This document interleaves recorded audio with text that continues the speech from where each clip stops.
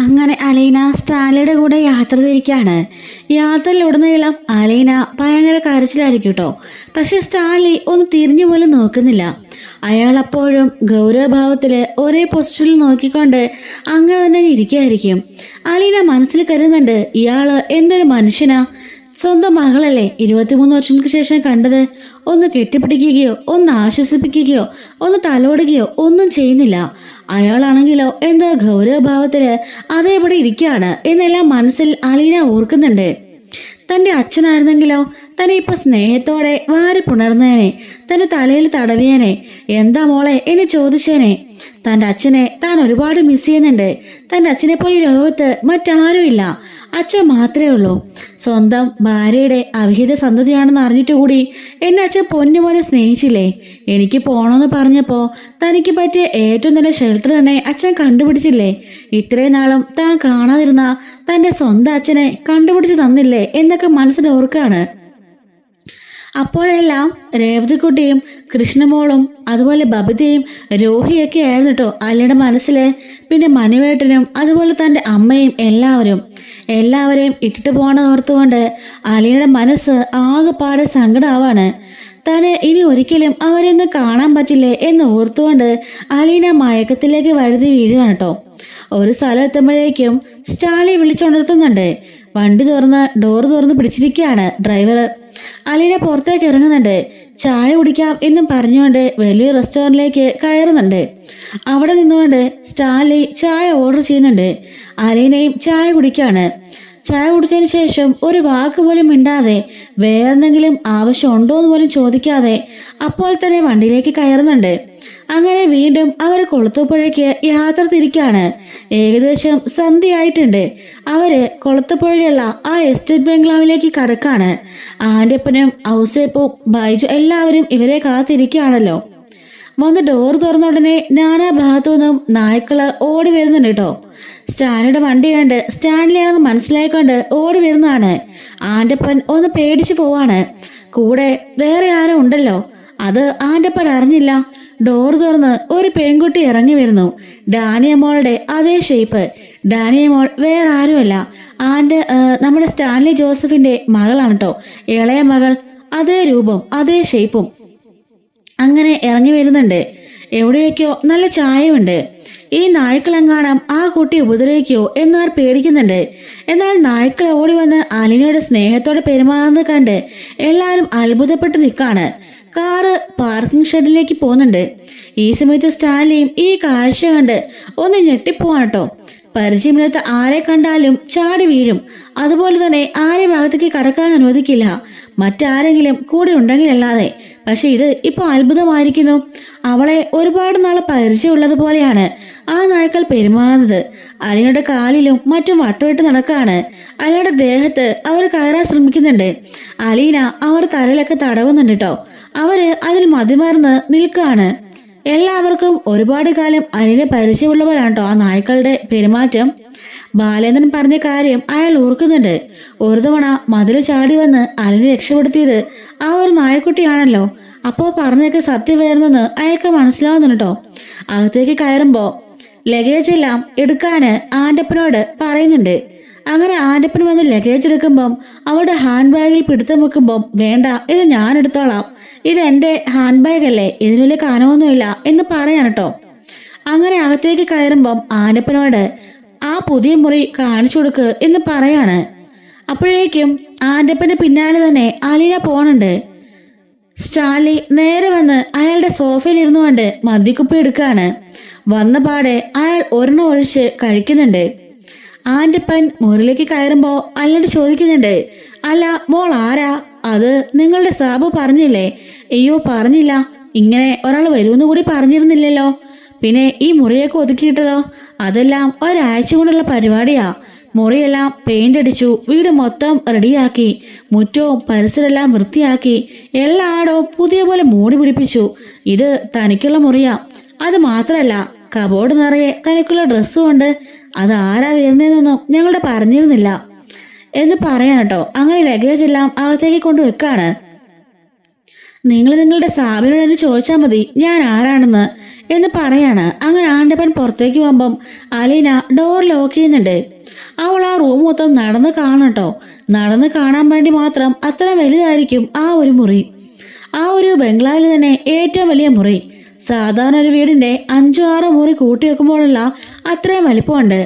Double കോട്ടിന്റെ ബെഡും അത്ര തന്നെ വലിപ്പമുള്ള കട്ടിലും എല്ലാം കൊണ്ടും വളരെ മനോഹരമായ വലിയൊരു മുറി. വലിയ തടി അലമാരകൾ, സോഫ, അങ്ങനെ എല്ലാ സൗകര്യങ്ങളും ആ മുറിക്കുള്ളിലുണ്ട് കേട്ടോ. കബോർഡ് തുറന്ന് നോക്കുമ്പം നിറയെ ഡ്രസ്സുകളാണ്. പക്ഷെ ഒന്നുപോലും തനിക്ക് പാകമല്ല, എല്ലാം വലുത്. അങ്ങനെ പോയി ബാത്റൂം തുറന്നു നോക്കുമ്പോഴാണ് അടുത്ത ഷോക്ക്. ഒരു 4-5 മുറി കൂട്ടി വെക്കുമ്പോഴുള്ള അത്ര വലിപ്പം തന്നെ ആ ബാത്റൂമിനുണ്ട്. ഒരു കട്ടിലൂടിട്ടാലേ അവിടെ സുഖമായിട്ട് ഒരു ഫാമിലിക്ക് താമസിക്കാം. അങ്ങനെയുള്ള എല്ലാ സൗകര്യങ്ങളോടും കൂടിയ ഒരു ബാത്റൂം. അതും കണ്ട് അവളൊന്ന് ഷോക്കായിട്ട് കട്ടിലിരിക്കുന്നുണ്ട്. അവക്കാകെപ്പാടെ വല്ലാത്തൊരു അസ്വസ്ഥത. മുറിയിലേക്ക് പോയി കുളിക്കുന്നുണ്ട്. ബാത്റൂമിൽ പോയി കുളിച്ച് വസ്ത്രങ്ങളൊക്കെ മാറി തിരികെ വരികയാണ് കേട്ടോ. ഈ സമയം ആൻ്റപ്പം വന്ന് ഡോറിന് തട്ടുന്നുണ്ട്. അവളൊന്ന് ഡോർ തുറക്കാണ്. ആഹാ, മോള് കുളിയൊക്കെ കഴിഞ്ഞോ? അതെ, സാബ് വിളിക്കുന്നുണ്ട് എന്നും പറഞ്ഞുകൊണ്ട് ആൻ്റപ്പം പോകുമ്പം ആൻ്റപ്പന്റെ പിന്നാലെ തന്നെ അലീന വരുന്നുണ്ട്. ഊണുമേശയിലേക്കായിരിക്കും കേട്ടോ ആൻ്റപ്പൻ കൊണ്ടുപോകണത്. മോൾ ഇവിടെ ഇരിക്കുക എന്ന് പറയാണ്. സാബ് ആഹാരം വിളമ്പട്ടെ എന്ന് പറയുമ്പോൾ ശരിയെന്ന് പറയുന്നുണ്ട്. അങ്ങനെ രണ്ടുപേരെ പാത്രത്തിലേക്കും ആഹാരമൊക്കെ വിളമ്പി വെക്കാൻ കേട്ടോ. ഡൈനിങ് ടേബിൾ കണ്ടപാടെ അലീനയ്ക്ക് അടുത്തൊരു ഷോക്ക് കൂടിയാണത്. കാരണം നിറയെ വിഭവങ്ങളാണ്. ചിക്കൻ, മീന്, മുട്ട, അങ്ങനെ എല്ലാ ഐറ്റങ്ങളും ഉണ്ട്. ഫ്രൂട്ട്സും പുഴുങ്ങിയതും പുഴുങ്ങാത്തതും വേവിച്ചതും അല്ലാത്തതും എല്ലാം ഡൈനിങ് ടേബിൾ നിറയെ നിരത്തി വെച്ചിരിക്കുകയാണ്. അതിൽ നിന്നും സ്റ്റാൻലി 1-2 മാത്രം രുചിച്ചു നോക്കുന്നുണ്ട്. 2-3 ചപ്പാത്തിയും കഴിച്ച് ബാക്കി കഴിച്ചുകൊണ്ട് അയാൾ അവിടെ നിന്ന് എഴുന്നേറ്റ് പോകുന്നുമുണ്ട്. അലീന പതിയെ പതിയെ വെച്ചുകൊണ്ടിരിക്കുകയാണ് കേട്ടോ. എന്തൊരു മനുഷ്യനായത്! തന്നോടൊന്ന് കഴിക്കാൻ പറയുന്നില്ല, മോക്കെന്തെങ്കിലും വേണമെന്ന് ചോദിക്കുന്നില്ല, റൂം എങ്ങനെ ഉണ്ടെന്ന് ചോദിക്കുന്നില്ല, ഒരു വാക്ക് പോലും തന്നോട് മിണ്ടെന്ന് കൂടിയില്ല. താൻ എന്തിനാ ഇങ്ങോട്ട് വന്നത്? ഇയാളുടെ കൂടെ നിൽക്കാനാണോ? അങ്ങനെ മനസ്സിൽ 1000 ചോദ്യങ്ങളുമായിട്ട് അലീന അവിടെ നിന്ന് ആഹാരം കഴിക്കുന്നുണ്ട്. ആൻ്റപ്പനോട് ചോദിക്കാണ്, ഇവിടെ ഒരുപാട് പേരുണ്ടോ? ഇല്ല മോളെ, ഇപ്പൊ മോളൂടി വന്നില്ലേ, നമ്മൾ മൊത്തം 5 പേരുണ്ട്. പിന്നെ തോട്ടമണിക്കാരൊക്കെ ഉണ്ട്, അവരൊക്കെ പുറത്താ. അല്ല, പിന്നെ ഇതിന് ഇത്രയും പ്രശ്നമൊക്കെ? ഇതിവിടുത്തെ രീതിയാ. സാബിന് ഇതുപോലെ ഭക്ഷണം കാണണം. പക്ഷെ 2-3 കറികളൊക്കെ രുചിച്ചു നോക്കത്തേ ഉള്ളൂ. ബാക്കിയൊക്കെ എല്ലാവരോടും കഴിച്ചു തീർക്കുവോ? ഇല്ല, കുറെയൊക്കെ കളയും. അല്ലാണ്ട് ഇത്രയൊക്കെ ആർക്കെങ്കിലും കഴിക്കാൻ പറ്റുമോ മോളെ? കുറെയൊക്കെ ഞങ്ങൾ കഴിക്കും, ബാക്കി നായ്ക്കൾക്ക് കൊടുക്കുമായിരിക്കും അല്ലേ? അയ്യോ ഇല്ലില്ല, അങ്ങനെ വേസ്റ്റൊന്നും കൊടുക്കാൻ മുതലാളി സമ്മതിക്കില്ല. ഈ വേറെ വേവിച്ചു കൊടുക്കുക അവർക്കും ചെയ്യാറ് എന്ന് പറയുന്നു കേട്ടോ. ഇതൊക്കെ അലീനയ്ക്ക് ഒരു പുതുമയായിരുന്നു. ഇത്രയും കാലം താൻ അനുഭവിച്ച കഷ്ടപ്പാടും ദാരിദ്ര്യം ഓർക്കുമ്പോ ഇതൊക്കെ കുറച്ച് അഹങ്കാരമായിട്ടാണ് അലീനയ്ക്ക് തോന്നുന്നത്. അനാഥാലയത്തിൽ വെച്ച് ആരെങ്കിലും കുറച്ച് നിന്ന് തരാൻ വേണ്ടി അവൾ കാത്തത് ദിവസങ്ങളുണ്ട്. അത് വെച്ച് നോക്കുമ്പം തന്റെ സ്വന്തം പപ്പ എല്ലാം കളയുന്നു. അതോർത്ത് അവൾക്ക് നല്ല വിഷമം വരുന്നുണ്ട്. നിങ്ങളൊക്കെ എപ്പോഴാ കഴിക്കുന്നേ? ഇതെല്ലാം കഴിഞ്ഞിട്ട് വേണം ഞങ്ങൾക്ക് കഴിക്കാൻ. ബാക്കിയുള്ളവരൊക്കെ എവിടെ എന്ന് പറയുമ്പം ഔസപ്പും ബൈജുവും അങ്ങോട്ടേക്ക് വരുന്നുണ്ട്. അല്ല, മോൾ ആരാണെന്ന് പറഞ്ഞില്ലല്ലോ? അത് ഞാൻ പറഞ്ഞില്ലേ, നിങ്ങളുടെ സാബ് എന്നോട് പറയാൻ പറഞ്ഞിട്ടില്ല. അപ്പൊ പറഞ്ഞത് മോശമല്ലേ? നിങ്ങൾ അദ്ദേഹത്തോട് തന്നെ ചോദിക്കുക എന്നും പറഞ്ഞുകൊണ്ട് അലിനെ കയ്യും കഴുകി മുറിയിലേക്ക് പോവാണ്. ഈ സമയം ഔസേപ്പും ബൈജുവും കൂടെ പറയുന്നുണ്ട്, എനിക്ക് തോന്നുന്നത് ഇത് ഇയാളുടെ പുതിയ സെറ്റപ്പ് എങ്ങാനും ആയിരിക്കും. സാബിന്റെ ഒരു നേരം പോക്കിന് കിളുന്ത് പെങ്കുച്ചല്ലേ, എവിടുന്നെങ്കിലും പോയി കൊണ്ടുവന്നായിരിക്കും എന്നൊക്കെ പറയുമ്പം ആൻ്റപ്പം പറയുന്നുണ്ട്, അങ്ങനെയൊന്നും പറയാതോ, നിങ്ങൾ സൂക്ഷിച്ചു നോക്കേ, ഡാനിയമോളുടെ ഒരു ഷേപ്പില്ലേ, അത് ഞങ്ങൾക്കും തോന്നി. പക്ഷേ ഇങ്ങനെയൊരു സ്വന്തക്കാരുള്ളതായിട്ട് നമുക്ക് അറിവില്ലല്ലോ. അത്യാവശ്യം എല്ലാ സ്വന്തക്കാരെയും നമുക്ക് അറിയുന്നില്ലേ, പിന്നെ ഇതാരായിരിക്കും എന്നൊക്കെ ആലോചിക്കാണ്. അങ്ങനെ 3 പേരും കൂടി പമ്മി സ്റ്റാൻലി അടുത്തേക്ക് ചെല്ലുന്നുണ്ട്. എന്നിട്ട് സാബ്, അതാരാണ്? ഡാനിയമോളുടെ ഏകദേശം രൂപമൊക്കെ ഉണ്ടല്ലോ, കണ്ടിട്ട് സ്വന്തക്കാരായിട്ട് ആരും തോന്നില്ലല്ലോ, ഇതാരാണെന്ന് ചോദിക്കുമ്പം സ്റ്റാൻലി പറയേണ്ട സമയമാകുമ്പം എല്ലാവരോടും ഞാൻ പറഞ്ഞോളാം, ഇപ്പം അതാരും അറിയേണ്ട കാര്യമില്ല എന്ന് പറയുമ്പം ഇവര് 3 പേരും തിരിച്ചു പോവാണ് കേട്ടോ. അന്ന് രാത്രിയിൽ ബൈജുവും ഔസേപ്പും കൂടി അലിന്റെ ജനൽ വഴി ഒളിഞ്ഞു നോക്കുമ്പം അലിന് നല്ല ഉറക്കമായിരിക്കും. അങ്ങനെ ഇവര് 3 പേരും സ്റ്റാൻലിയും പോയി ഒളിഞ്ഞു നോക്കുമ്പം സ്റ്റാൻലി അയാളുടെ മുറി ഇരുന്നുകൊണ്ട് മദ്യപിക്കുകയാണ്. ഒന്ന് ആൻ്റപ്പനോട് പറയുന്നുണ്ട്, എന്തായാലും നമ്മൾ കരുതിയ പോലൊന്നും അല്ല, ആ പെൺകുട്ടി അവളുടെ മുറി തന്നെ കിടന്ന് ഉറങ്ങുന്നുണ്ട്. സാബാണെങ്കിലോ മുറിയിൽ നിന്ന് മദ്യപിക്കുന്നുമുണ്ട്. നിങ്ങൾ വെറുതെ അനാവശ്യമൊന്നും പറയണ്ട. ഇത് വേറെന്തോ സംഭവമാ. നമുക്കത് വഴി അറിയാമെന്ന് സാബ് പറഞ്ഞില്ലേ. അതുകൊണ്ട് നിങ്ങൾ അതിനിപ്പോൾ ഇടപെടണ്ട. വെറുതെ ആവശ്യമില്ലാതെ വഴക്ക് മേടിച്ച് കിട്ടാൻ നിൽക്കണ്ടെന്ന് ആൻ്റപ്പൻ പറഞ്ഞ് ഓർമ്മപ്പെടുത്തുകയാണ്. അലീന ഒരു 12 മണിയൊക്കെ ആകുമ്പോഴേക്കും ഞെട്ടി എഴുന്നേക്കുന്നു കേട്ടോ. അവക്ക് ആകെപ്പാടെ വിഷമാണ്. എല്ലാവരെയും ഒന്നുകൂടി വിളിക്കണമെന്നൊക്കെ തോന്നുന്നുണ്ട്. പക്ഷെ എല്ലാവരും ഉറങ്ങിക്കാണുമല്ലോ.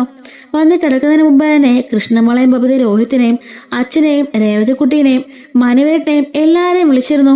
പക്ഷെ വീണ്ടും വീണ്ടും അവരെ കാണാൻ തന്നെ തോന്നുകയാണ്. ഒരു മനസ്സമാധാനം ഇല്ല. എല്ലാവരും ഇപ്പൊ തന്നെക്കുറിച്ച് ഓർക്കുന്നുണ്ടായിരിക്കുമോ എന്നൊക്കെ ആലോചിച്ചുകൊണ്ട് തിരിഞ്ഞു മറിഞ്ഞ് കിടക്കാണ് കേട്ടോ. ആ മുറിയിൽ കൂടി അങ്ങോട്ടോട്ട് നടക്കാനുള്ള സ്പേസ് ഇഷ്ടം പോലെ ഉണ്ടല്ലോ. അതുകൊണ്ട് അവൾ അങ്ങോട്ടും ഇങ്ങോട്ടൊക്കെ നടക്കുന്നുണ്ടോ. ഒരു സമാധാനം ഇല്ല. ജഗിൽ വെച്ചിരുന്ന വെള്ളം എടുത്ത് കുടിക്കാണ്. ഡോറ് തുറന്ന് അവൾ പുറത്തേക്ക് ഇറങ്ങുമ്പോൾ എങ്ങും നിശബ്ദതയുള്ളൂ കേട്ടോ. അങ്ങിങ്ങായിട്ട് ഒരു ലൈറ്റൊക്കെ തെളിഞ്ഞു കിടപ്പുണ്ട്. അവൾ അതിലെ പാസ് ചെയ്ത് പോകുമ്പോൾ കാണുന്ന കാഴ്ച കണ്ട് അവളൊന്ന് ഞെട്ടുന്നുണ്ട് കേട്ടോ. സ്റ്റാൻലി ആ പാതിരാത്രിക്ക് ഇരുന്ന് മദ്യപിച്ചുകൊണ്ടിരിക്കുകയാണ്. അത് കണ്ടപ്പോ അവക്കൊന്ന് പേടിയാവുന്നു കേട്ടോ. ജനൽ വഴി പുറത്തേക്ക് നോക്കുമ്പോൾ നായ്ക്കളെല്ലാം കൂട്ടിൽ കയറി. വേറൊരിടത്തും ഒരനക്കം കൂടിയില്ല. ചുറ്റും കാട് മാത്രം. റബ്ബർ എസ്റ്റേറ്റ്, 150 ഏക്കറോളം വരുന്ന എസ്റ്റേറ്റ് മാത്രം. അതും കാണുമ്പോൾ അവക്ക് ഒന്നുകൂടി പേടിയാവുന്നുണ്ട്. ഒന്നും വേണ്ടാതെ അവൾ മുറിക്കകത്തേക്ക് കയറി കതക് ലോക്ക് ചെയ്ത് പോയി വീണ്ടും കിടക്കാണ് കേട്ടോ. ഇത്രയും നാളും തറയിലും ചെറിയ ബെഡിലൊക്കെ കിടന്ന അവക്ക് ആ പട്ടുമത്തിൽ കിടക്കുമ്പോൾ ഉറക്കം വരുന്നില്ല. തിരിഞ്ഞും മറിഞ്ഞും ഒക്കെ കിടന്ന് ശ്രമിക്കുകയാണ്. അങ്ങനെ അവൾ ഉറക്കത്തിലേക്ക് വഴുതി വീഴുന്നുണ്ട് കേട്ടോ. ഇതേ സമയത്ത് കൊല്ലപ്പള്ളിയിലാണെങ്കിലോ വൈജ ഉറക്കമില്ലാതെ അതുപോലെ തന്നെ അങ്ങോട്ടും കൊണ്ട് നടക്കുമായിരിക്കും. അലീന പറഞ്ഞ കാര്യങ്ങളെല്ലാമാണ് അവളുടെ മനസ്സിൽ. ആഗറിൽ വെച്ചുള്ള എല്ലാ കഥകളും അവൾക്കറിയാം. പണ്ട് ഇതുപോലെ ഒരു തവണ അവൾ എന്നെ ഭീഷണിപ്പെടുത്തിയതാ. ആഗ്രയിലെ കാര്യങ്ങളൊക്കെ തനിക്കറിയാം. താൻ ആരോടും പറയില്ല എന്നൊക്കെ. അതുപോലെ തന്നെ താ ഇപ്പോഴും പണ്ട് ഒരാളിൻ്റെ കൂടെ ജീവിച്ചതല്ലേ, അവിടെ വെച്ച് വേറൊരു ജീവിതം ജീവിച്ചതല്ലേ എന്നൊക്കെ തന്നെ മുഖത്ത് നോക്കിയാ അവള് പറഞ്ഞത്. താൻ ഒരുപാട് അവളെ പ്രാഗി. ഒരിക്കലും നീ ഗുണം പിടിക്കില്ല, പോകുന്ന വഴി നശിച്ചു പോകുന്നൊക്കെ പറഞ്ഞപ്പോഴാ അവൾ ഈ വാക്കുകളൊക്കെ ഇങ്ങോട്ട് പറഞ്ഞത്. അതെല്ലാം ഓർത്തുകൊണ്ട് വൈജിക്ക് ഒരിക്കപ്പുറത്ത് കിട്ടുന്നില്ല കേട്ടോ. അവൾ നടന്നു പോയിട്ട് ഫ്രിഡ്ജിൽ നിന്നും വെള്ളമെടുത്ത് കുടിക്കുകയാണ്. ശേഷം അവൾ വീണ്ടും തിരികെ മുറിയിലേക്ക് വരുന്നുണ്ട്. ആരായിരിക്കും ഈ ആഗ്രഹ കഥകളൊക്കെ അവളോട് പറഞ്ഞത്? 23 വർഷക്കാലം ഒരു അനാഥാലയത്തിൽ ജീവിച്ചോളാ. അവൾക്ക് എന്തായാലും എൻ്റെ കാര്യങ്ങളൊന്നും അറിയാറായിട്ടില്ല. തൻ്റെ വീട്ടിലുള്ള ആർക്കും അറിയില്ല. പിന്നറിയാവുന്നത് ഇവിടെ ഉള്ളവരാ. മാനുവിനും അറിയില്ല. ഇനി അമ്മയെങ്ങാണോ ആയിരിക്കോ എന്ന സംശയം അവൾ ഉണ്ടാവുന്നുണ്ട്. വൈജ ആ രാത്രിയിൽ തന്നെ മുത്തശ്ശിയുടെ മുറിയിലേക്ക് കടന്നു ചെല്ലാണ് കേട്ടോ. എന്നാൽ മുത്തശ്ശിക്ക് അറിയാലോ ഇപ്പൊ പോണത് അച്ഛൻ്റെ അടുത്തേക്കാണെന്നും വൈജ അവളുടെ അമ്മയാണെന്നും സ്വന്തം കൊച്ചുമോളാണ് അലീന എന്നൊക്കെയുള്ള കാര്യങ്ങള്. ഈ ഒരു സമയത്ത് വൈജ മുറിയിലേക്ക് കയറി ചെല്ലുകയാണ്. എന്നിട്ട് മുത്തശ്ശി തട്ടി വിളിക്കുന്നുണ്ട്. എന്താ വൈജെ, എന്താ കാര്യം? നീ എന്താ ഈ രാത്രിയില്? സമയം 12:30 ആയല്ലോ. അത് പിന്നെ അമ്മയോട് എനിക്കൊരു കാര്യം ചോദിക്കാനുണ്ട്. എന്താടി, എന്താ കാര്യം എന്ന് പറയുമ്പോൾ ഇന്ന് അലീന പോകാൻ നേരം എന്നോട് കുറെ കാര്യങ്ങളൊക്കെ പറഞ്ഞിരുന്നു. എന്ത് കാര്യം? പാവം, നീ ഒറ്റയിരുത്തി കാരണമാ ആ പെൺകുട്ടി ഇന്ന് കരഞ്ഞോണ്ട് ഇവിടുന്ന് ഇറങ്ങിപ്പോയത്. ഈ ശാപമൊക്കെ നീ എവിടെ കൊണ്ട് തീർക്കാനാ? പാവം ഉണ്ടാ കുട്ടി, നീ എന്തിനാ അവളോട് ഇങ്ങനെ കാണിച്ചത്? അവൾ അവിടെ നീയും കൂടി സന്തോഷത്തോടെ ജീവിച്ചാൽ പോരായിരുന്നോ? അമ്മേ, അതൊന്നും അല്ല ഇപ്പൊ കാര്യം. അതൊക്കെ വിട്. അവളെപ്പോലെ ഒരുത്തിനെ ഒരിക്കലും ഞാൻ സ്വീകരിക്കില്ല. അതല്ല ഇവിടുത്തെ പ്രശ്നം. അവൾ പോകാൻ നേരം എന്നോടൊരു വാക്ക് പറഞ്ഞു. ആ വാക്ക് കേട്ട് ഞാൻ ഇത്രയും നേരം ഉറങ്ങിയിട്ട് കൂടിയില്ല. അവൾ ചോദിക്കുക, ആഗ്രയില് ആ മേഡം വേറൊരു ജീവിതം ജീവിച്ചില്ലേ ആണൊരുത്തൻ്റെ കൂടെയെന്ന്. 23 വർഷം മുമ്പുള്ള കഥകളൊക്കെ അവൾക്ക് എങ്ങനെ അറിയാം? ഞാൻ ആഗ്രയിലുണ്ടായിരുന്നെന്നും അയാളുമായിട്ട് സ്നേഹത്തിലായിരുന്നെന്നും അതിൽ ഞാൻ ഗർഭിണിയായിരുന്നതൊക്കെ അവൾക്കറിയാമേ. അതെല്ലാം അവൾ എങ്ങനെ അമ്മ അറിഞ്ഞത്? അമ്മ എങ്ങാണം അവളോട് പറഞ്ഞോ? ഒരു നിമിഷം മിണ്ടാതിരുന്ന് ആ മുത്തശ്ശി അതെല്ലാം കേൾക്കുകയാണ്. മുത്തശ്ശിക്ക് എന്ത് പറഞ്ഞെന്നറിയില്ല കേട്ടോ. നിന്റെ സ്വന്തം മകളാ അത്, അതുകൊണ്ടാ അറിഞ്ഞത് എന്നൊക്കെ പറഞ്ഞത് മുത്തശ്ശിക്കുണ്ട്. പക്ഷെ മുത്തശ്ശി ഒന്നും പറഞ്ഞില്ല കേട്ടോ. മുത്തശ്ശി ഒന്നും മിണ്ടാതിരിക്കാണ്. അമ്മയോട് ഞാൻ ചോദിച്ചത് കേട്ടില്ലേ? എന്തുകൊണ്ടായിരിക്കും അവൾ അങ്ങനെ പറഞ്ഞത്? അവളോട് ആരായിരിക്കും പറഞ്ഞത്? ഈ കാര്യങ്ങളെങ്ങാനും മനുവിനറിയോ? ഏയ്, മനുവിന് എങ്ങനെ അറിയാനാ? പിന്നെ അറിയാവുന്നത് ഗംഗയേട്ടനും രാജീവേട്ടനും ശിവേട്ടനുമാ. അവര് 3 പേരും അവളോടൊപ്പം നല്ല കമ്പനിയാണല്ലോ. ഇനി അവരെങ്ങാണോ ആയിരിക്കും പറഞ്ഞത്? ഏയ്, അവരങ്ങനെ പറയില്ലല്ലോ. പിന്നെ അമ്മയാണോ? ഞാൻ എന്തിനാ വൈജെ അതൊക്കെ പറഞ്ഞത്? എനിക്കൊന്നും അറിയില്ല. അവൾ എങ്ങനെയെങ്കിലും കണ്ടുപിടിച്ചതായിരിക്കും. നമ്മൾ ആളുകൾ സംസാരിക്കുന്നത് ഒളിഞ്ഞു കേട്ടതായിരിക്കും. അങ്ങനെയെങ്ങാണ് അറിഞ്ഞതായിരിക്കും. അതെ, അങ്ങനെ വരേണ്ട വഴിയുള്ളൂ. അവള് പേരും കള്ളിയാ. എന്റെ എന്തെങ്കിലും കേസ് കിട്ടാൻ വേണ്ടി അവൾ മനഃപൂർവ്വം ചെയ്തതായിരിക്കും. ഇനി അവളെങ്ങാണം ഈ കാര്യം എങ്ങാണം ബാലനോട് പറഞ്ഞു കാണുമോ? അതുകൊണ്ടായിരിക്കോ ബാലൻ എന്നോട് ദേഷ്യം കാണിക്കുന്നത്, ഉപേക്ഷിക്കുന്നതൊക്കെ. അതിലൊരിക്കലും അങ്ങനൊന്നും ചെയ്യില്ല. അമ്മ മിണ്ടിപ്പോകരുത്. ഇത്രയൊക്കെ സംഭവം ഉണ്ടായിട്ടും ഇപ്പോഴും അമ്മ അതിലേക്ക് സപ്പോർട്ട് ചെയ്യാണോ? അവള് ചെയ്ത് കാണില്ല പോലും. അമ്മയ്ക്ക് എങ്ങനെ പറയാൻ തോന്നുന്നു എന്നൊക്കെ പറയാണ്. അങ്ങനെ അലീനയും വൈജ മുത്തശ്ശിയോട് സംസാരിച്ചിട്ട് ആകെപ്പാട് ഡ്രസ്സായിട്ട് മുറിയിലേക്ക് പോവാണ്. എന്തായാലും അലീന സത്യങ്ങളെല്ലാം അറിഞ്ഞു. ഇനിയിപ്പോൾ താമസിയാതെ ബാലേന്ദ്രൻ അറിയും. ബാലേന്ദ്രൻ അറിഞ്ഞാൽ തൻ്റെ മക്കൾ അറിയും. അതോടുകൂടി പിന്നെ താൻ ജീവിച്ചിരുന്നിട്ട് കാര്യമില്ല. ഈ ലോകം മുഴുവനും താൻ നാറും. വിവാഹത്തിന് മുമ്പേ താൻ മറ്റാളുടെ കൂടെ ജീവിച്ചതാണെന്നും തനിക്കതിലൊരു കുഞ്ഞുണ്ടെന്നും ഒക്കെ അറിഞ്ഞാലേ എല്ലാവരും എന്നെ പഴിക്കും. ഞാൻ പിന്നെ ജീവിച്ചപാട് ജീവിക്കേണ്ടി വരും. ഇത്രയും കാലം താൻ ഉയർത്തിപ്പിടിച്ച അന്തസ്സൊക്കെ കാറ്റിൽ പറന്നു പോകും എന്നൊക്കെ ഓർത്തുകൊണ്ട് ഒരു മനസ്സമാധാനികളുടെ വൈജ മുറിയിൽ കൂടി അങ്ങോട്ടും ഇങ്ങോട്ടും നടക്കാണ്. അവസാനം താനൊരു കാര്യം നിശ്ചയിച്ചതുപോലെ അവൾ കസട മണ്ടയിൽ കയറുന്നുണ്ട്. ഫാനിൽ കുറുക്കിടുകയാണ് കേട്ടോ. എന്നിട്ട് അവൾ അബദ്ധം കാണിക്കാണ്. ഇത് കണ്ടുകൊണ്ട് ഞെട്ടി അമ്മയെന്ന് വിളിച്ചുകൊണ്ട് കാറിക്കൊണ്ടോ കേട്ടോ അലീന ചാടി എഴുന്നേക്കുന്നത്. ശരിക്കും ഇത് അലീനെ കണ്ടൊരു സ്വപ്നമായിരുന്നു കേട്ടോ. താനാ സത്യങ്ങളെല്ലാം പറഞ്ഞത് കൊണ്ട് തന്നെ ഇനി അമ്മ വല്ല കടങ്ങുകയും ചെയ്യുമെന്ന് അലീനയ്ക്ക് നല്ല പേടിയുണ്ട്.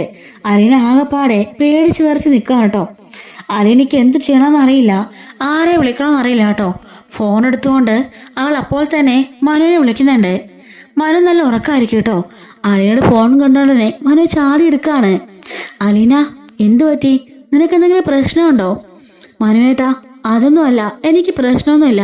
ഞാനിവിടെ സേഫാ. പിന്നെ ഞാനൊരു സ്വപ്നം കണ്ടു. മേഡത്തിന് ഒരു അപകടം സംഭവിക്കുന്ന പോലെ. മനുവേട്ടൻ മുറിയിലിട്ട് ഒന്ന് പോയി നോക്കുമോ? എനിക്ക് നല്ല പേടിയുണ്ട്.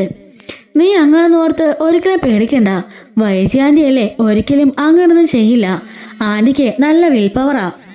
മനുവേട്ടാ, ഒന്ന് പോയി നോക്കൂ. എനിക്ക് ആകപ്പാടെ പേടിയാവുന്നു. എന്തൊക്കെയോ പോലെ ദുസ്വപ്നമൊക്കെ കാണാം. നീ വിഷമിക്കണ്ട, ഞാൻ പോയി നോക്കാം എന്നും പറഞ്ഞുകൊണ്ട് മനു നേരെ വൈദ്യരുടെ മുറിയിലേക്ക് ചെല്ലാണ് കേട്ടോ. അവിടെ ചെന്ന് വൈദ്യരുടെ മുറിയിൽ ഡോറിന് മുട്ടുന്നുണ്ട്. അപ്പോൾ വൈദ്യ വന്ന് ഡോറ് തുറക്കാണേ.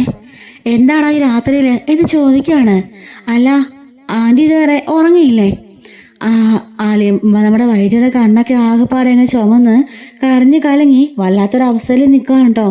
ഉറക്കമില്ലാതെ അങ്ങോട്ടും ഇങ്ങോട്ടൊക്കെ നടന്നുകൊണ്ടിരിക്കുകയായിരിക്കും. എങ്ങനെ അലീന അറിഞ്ഞു എന്നുള്ളൊരു ആശങ്കയിലായിരിക്കും കേട്ടോ. അല്ല, നീ എന്തായി രാത്രിയിൽ? ഒന്നുമില്ല ആൻറ്റി, ആൻറ്റി ഉറങ്ങിയെന്നറിയാൻ വന്നതാ. എന്താടാ സത്യം പറടാ, എന്തോ ഒരു കള്ളത്തിലുണ്ടല്ലോ. അപ്പോൾ മനുവിൻ്റെ കയ്യിൽ ഫോൺ ഇരിക്കുന്നതും അത് അലീന എന്ന ഡയലിൽ കോള് പോണതും അവൾ കാണുന്നുണ്ട്. ഓഹോ, അവള് പറഞ്ഞയച്ചതല്ലേ നോക്കാനായിട്ട്. അവളൊരു ഇടുത്തിയിട്ടാ പോയത്. നീ ആണോടാ എല്ലാത്തിനും കാരണക്കാരൻ എന്ന് ചോദിക്കുമ്പം ആൻറ്റി എന്തൊക്കെയാ പറയുന്നേ? എന്തിടുത്തി? എന്നോടല്ലൊന്നും പറഞ്ഞില്ലല്ലോ. എന്താ അലീന കാര്യം എന്ന് ഫോൺ ചോദിക്കുമ്പോൾ വേണ്ട, അവളോട് നീയൊന്നും ചോദിക്കണ്ട എന്ന് വൈദ്യ പേടിച്ചുകൊണ്ട് പറയാൻ കേട്ടോ. അലീന പറഞ്ഞ കാര്യങ്ങളെല്ലാം മനുവിനറിയാമല്ലോ. പക്ഷേ അറിയത്തില്ലെന്നാണല്ലോ വൈദ്യയുടെ വിചാരം. മനു എങ്ങാനും അറിഞ്ഞാലോന്നോർത്ത് വേണ്ടെന്ന് പറയാണ്. വേറൊന്നുമല്ല, അലീന എന്തൊക്കെയോ ദുസ്വപ്നം കണ്ടെന്ന്. അതുകൊണ്ട് ആൻറ്റി ഒന്ന് വിളിക്കാൻ പറഞ്ഞതാ. അതുകൊണ്ട് ഞാൻ വന്നാന്നേ ഉള്ളൂ. എന്നെ ഓർത്ത് ആരും ടെൻഷൻ അടിക്കണ്ട. എന്നെ കൊല്ലാനായിട്ട് കുറേ പേര് ഇറങ്ങി തിരിച്ചിട്ടുണ്ടല്ലോ. അത് താമസിയാതെ നടന്നോളും. ആരോടും വിഷമിക്കണ്ടെന്ന് പറഞ്ഞേക്ക് എന്നും പറഞ്ഞുകൊണ്ട് വൈദ്യ ഡോർ അടയ്ക്കുന്നുണ്ട്. നിനക്ക് സമാധാനമായല്ലോ? രാത്രി പോയി എന്നെ കൂടെ കേൾപ്പിച്ചപ്പോൾ സമാധാനമായില്ലേ? മനുവേട്ടാ, അമ്മയ്ക്കൊന്നും സംഭവിച്ചില്ലെന്ന് അറിഞ്ഞപ്പോഴാ എനിക്കൊരാശ്വാസമായത്. ശരിക്കും ഞാൻ പേടിച്ച് വിറച്ചു പോയി. നിനക്ക് ആൻറ്റിയെക്കുറിച്ച് ശരിക്കും അറിയാമല്ലാഞ്ഞിട്ടാ. ആൻറ്റി എത്രയൊക്കെ സംഭവം ഉണ്ടായിട്ടും അതിനെയൊക്കെ പുല്ല് പോലെയാ അതിനെയൊക്കെ മറികടന്ന് കയറി വന്നത്. പുഷ്പം പോലെ ആൻറ്റി അതിനെയൊക്കെ നേരിടും. ആൻറ്റി ആരാണെന്നാ നിന്റെ വിചാരം എന്നൊക്കെ ചോദിച്ച് ചിരിച്ചുകൊണ്ട് വരാണ് കേട്ടോ. എങ്കിലും എൻ്റെ മനസ്സിൽ ഒരു പേടിയില്ലേ? അല്ല, നീ ഇതുവരെ ഉറങ്ങിയില്ല? അവിടെ പോയിട്ട് എങ്ങനെ ഉണ്ടായിരുന്നു? ഞാൻ നമ്മ വിളിച്ചപ്പോൾ പറഞ്ഞല്ലോ, അതുപോലെ തന്നെ ഒരു മുരടൻ. ഒരു വാക്ക് പോലും എന്നോട് മിണ്ടിയില്ല മനുവേട്ടാ. വന്നിരുന്ന് കഴിക്കുമെന്ന് പറഞ്ഞു. അദ്ദേഹം കഴിച്ചിട്ട് എഴുന്നേറ്റ് പോയി. പിന്നെ ഞാനിരുന്ന് കഴിച്ചു. ബാക്കിയുള്ള സെർവൻസൊക്കെ കുറച്ചൊക്കെ ഇത് മിണ്ടും. എങ്ങനെ ഞാനിവിടെ കഴിച്ചു കൂട്ടുമെന്ന് എനിക്കറിയില്ല മനേട്ടാ. ചുറ്റോട് ചുറ്റും 150 ഏക്കർ റബ്ബർ തോട്ടമാ. ഒരു മനുഷ്യക്കുഞ്ഞു പോലും ഇല്ല. ഇവിടെയുള്ള ഈ 3-4 സെർവൻസും കുറെ പട്ടികളും കുറെ പ്രാവുകളും മാത്രം, വേറെ ആരുമില്ല മനുവേട്ട എന്നൊക്കെ പറയുന്നുണ്ട്. നിനക്കവിടെ നിൽക്കാൻ ബുദ്ധിമുട്ടാണെങ്കിലേ ഇങ്ങോട്ട് പോരെ, ഞാൻ നിന്നെ കല്യാണം കഴിച്ച് എറണാകുളത്തേക്ക് കൊണ്ടുപോയിക്കോളാം. അപ്പോൾ പിന്നെ പ്രശ്നമില്ലല്ലോ. അങ്ങനെ എങ്ങാനും വരാൻ പറ്റുമോ? ഞാൻ പറഞ്ഞില്ലേ, കുറേ കാര്യങ്ങളെല്ലാം ചെയ്ത് തീർക്കാനുണ്ട്. അച്ഛൻ്റെ അമ്മയുടെ പിണക്കമെല്ലാം മാറ്റി അവരെ ഒന്നിപ്പിക്കണം. ഞാനാ മകളെന്ന് അമ്മ അറിയണം. ആ വീട്ടിൽ സന്തോഷമായിട്ട് അമ്മയുടെ അച്ഛനും കൂടെ കുറേ നാൾ ജീവിക്കണം. ശേഷം മതി എൻ്റെ മനുവേട്ടനും കൂടെ എന്നൊക്കെ പറയുന്നുണ്ട് കേട്ടോ. അങ്ങനെ പറഞ്ഞുകൊണ്ട് അലീന ഗുഡ് നൈറ്റ് ഒക്കെ പറഞ്ഞ് ഫോൺ കട്ടാക്കിയിട്ട് കിടക്കുകയാണ് കേട്ടോ. ഈ സമയം വൈജയാണെങ്കിലോ ഒരു മനസ്സമാധാനം ഇല്ല. അവൾ എങ്ങനെ അറിഞ്ഞു എന്ന് അവൾക്കറിയണം. നമ്മുടെ അലീന സ്വപ്നം കണ്ടതുപോലെ തന്നെ മുത്തശ്ശി അടുത്ത് കാര്യങ്ങളെല്ലാം ചോദിക്കുന്നുണ്ട്. താനൊന്നും പറഞ്ഞിട്ടില്ല എന്ന് മുത്തശ്ശിയും പറയുന്നുണ്ട് കേട്ടോ. അങ്ങനെ പറഞ്ഞവൾ തിരിച്ച് റൂമിലേക്ക് വരുന്നുണ്ട്. വന്നിട്ട് പഴയകാല കാര്യങ്ങളെല്ലാം ഓർത്തു നോക്കുകയും അവിടെ കിടക്കുകയും ചെയ്യുന്നുണ്ട് കേട്ടോ. നമ്മുടെ മനു പറഞ്ഞതുപോലെ നല്ല വിൽ പവറുള്ള ആളായതുകൊണ്ട് അങ്ങനെ ഇങ്ങനൊന്നും ഒരു മണ്ടത്തരവും നമ്മുടെ വൈജയെ കാണിക്കില്ല കേട്ടോ. അങ്ങനെ അലീനയും സുഖമായി കിടന്ന് ഉറങ്ങുന്നുണ്ട്. പക്ഷേ രാത്രി ഏറെ വൈകിയാണ് കേട്ടോ സ്റ്റാൻലി കിടക്കുന്നത്. മദ്യപിച്ചെല്ലാം കഴിഞ്ഞ് ഒരുപാട് രാത്രിയാണ് സ്റ്റാൻലി കിടന്ന് ഉറങ്ങുന്നത്. ഇതുപോലെ വരാൻ വന്ന സ്റ്റോറീസൊക്കെ നമ്മുടെ ചാനലിലൂടെ എല്ലാ ദിവസവും അപ്ലോഡ് ചെയ്യുന്നതായിരിക്കും കേട്ടോ. മിസ്സാവാതിരിക്കാൻ വേണ്ടി ചാനൽ സബ്സ്ക്രൈബ് ചെയ്ത് സപ്പോർട്ട് ചെയ്യണേ. Thanks for watching.